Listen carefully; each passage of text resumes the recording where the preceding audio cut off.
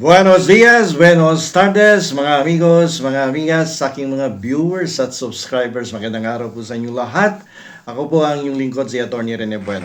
Pero bago tayo magsimula, pakicheck muna ninyo kung sino yung mga katabi ninyo dyan sa inyong mga kwarto na kasabay ninyong nakikinig sa akin. Pero labas-pasok sa kwarto. Yung iba, 15 minutos na, hindi pa bumabalik o mahigit kalahating oras na, nasa labas pa rin. No? Pakisabihan ninyo. Kung may nakita kayong upuan dyan sa loob ng kwarto ninyo na bakante dahil may biglang lumabas nga, no, sabi saglit pero kalahating oras o isang oras na, nawawala na. Nako, isipin nyo, baka senator judge ang katabi ninyo ngayon. Ayan, so I think matatawa kayo dyan sapagkat pero ang usapan natin ay medyo seryoso, no?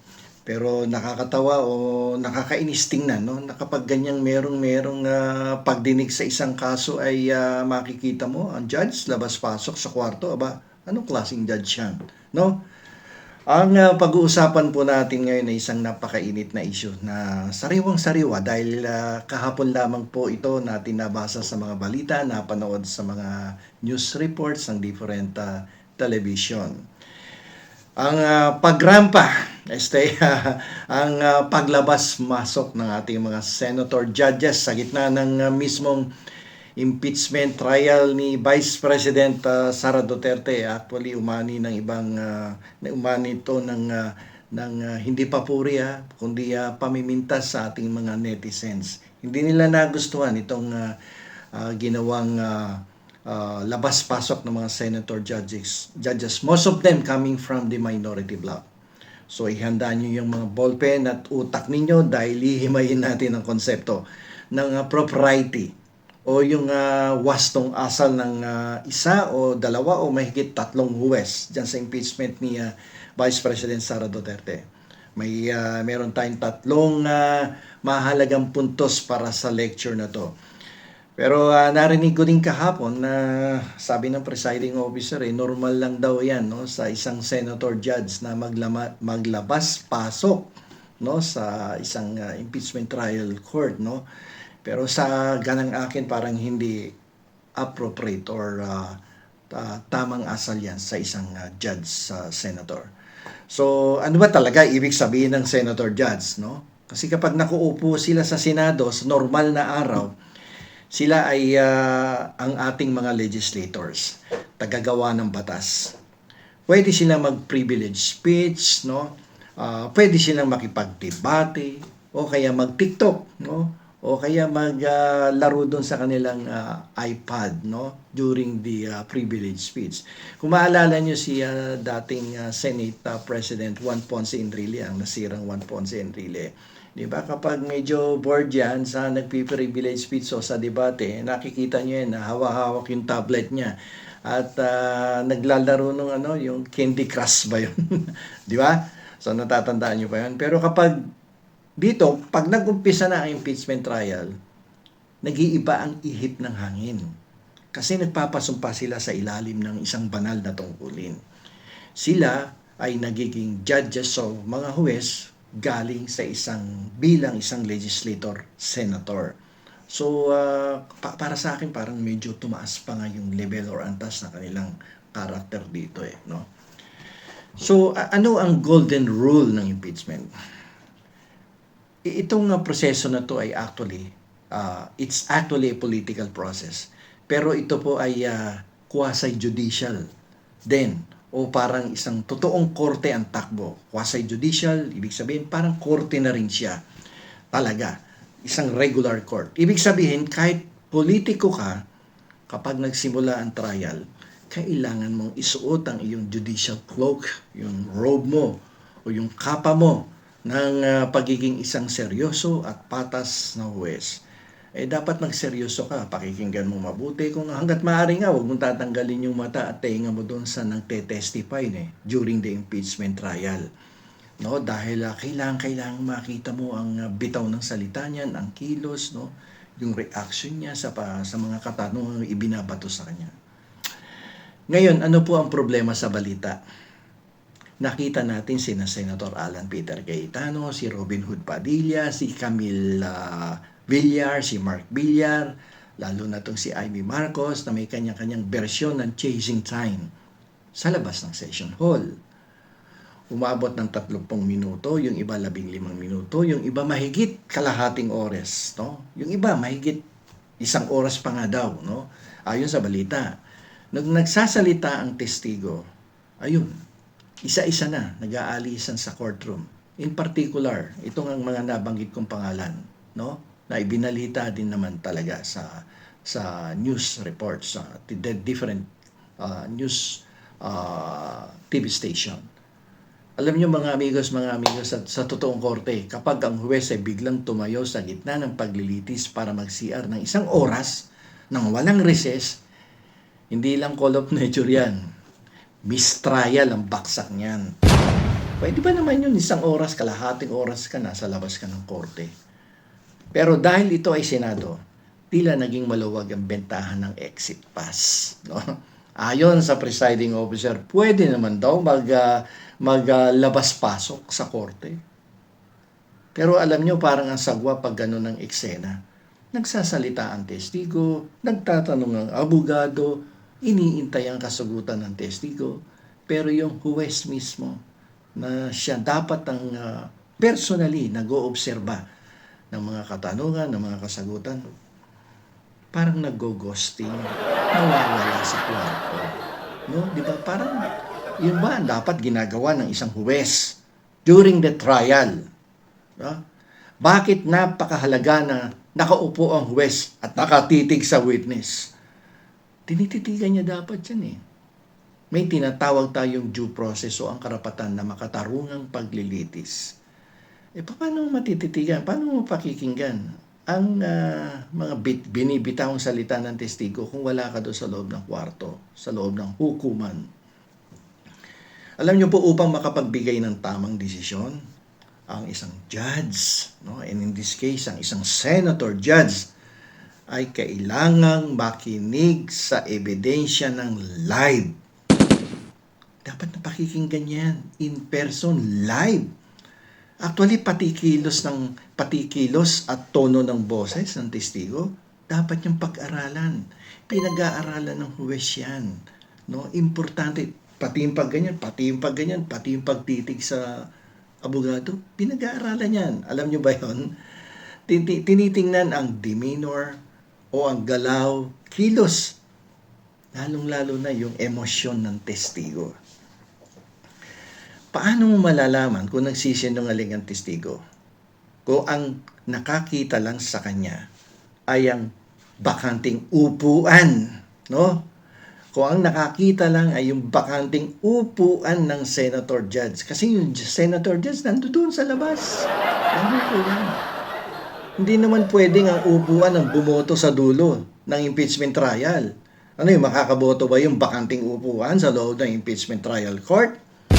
Unless na lang may bionic ears ang judge. Parang si Bionic Man. Naalala niyo ba yung programa sa Channel 7 doon?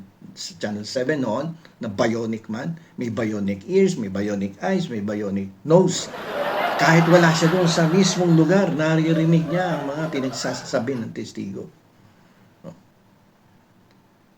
Malaking malaking problema yan. No?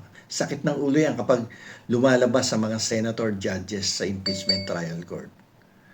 Pagbalik nila sa session hall, matapos ng 1 oras, o gawin na natin, sige, kalahating oras na lang nawala yung senator judge. Wag na 1 oras, pero may 1 oras na nawala ang ilang senator judges. Ayon sa balita.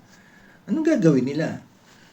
Pag nawala sila, babalik yan, no? Katulad nung kahapon, pansinin niyo, bumalik. Pagbalik, nagtanong ng tanong. At ang tinatanong nila, yung mismong mga bagay na sinagot na nung testigo nung wala sila sa loob ng trial court. Abay, ibang klase. Nagsasayang ng oras, nagsasayang ng panahon. Hindi nakikinig, tapos magtatanong. Abay, kung ako ang profesor sa isang classroom at ganyan ang estudyante ko, babatuin ko na para lang yan sa isang group project ninyo, kung estudyante kayo, yung kagrupo mong nawala nung nagbe-brainstorming kayo, tapos pagbalik kung kailan tapos na yung slide presentation, magtatanong ng, guys, ano nga ulit gagawin natin? Masarap sabihan ng back to page 1. Girl, back to page 1 ka. No? Ang lakas mo makaasar. Di ba parang ganun eh. Talagang naiinis ka. Eh dito, in this case, sa impeachment trial, balik tayo. Ano yung epekto nito sa trial? Ano ang epekto nito sa trial? Eh definitely bawas sa oras. Bawas na sa oras, abala pa sa publiko. Eh kung yung isang private or ordinaryong tao na nakikinig sa impeachment trial, tapos alam niya yung sagutan, no? Tapos ito yung senador na wala ng kalahati o isang oras, bumalik at nagtanong. At ang tinanong ay sinagot na ng testigo. Abay, sinasayang mo yung oras, no? Binabaliwala mo yung proseso. Abay, daig ka ng ordinaryong netizen. Alam niyo po sa ilalim ng Code of Conduct for Public Officials, sa ilalim po ng Republic Act 6713, ang bawat opisyal ay inaasahang maging professional at dedikado. Dedicated dapat yan. No? Ang pag-alis ng walang paalam o kung magpaalam ka man, sabihin na natin nagpaalam. No?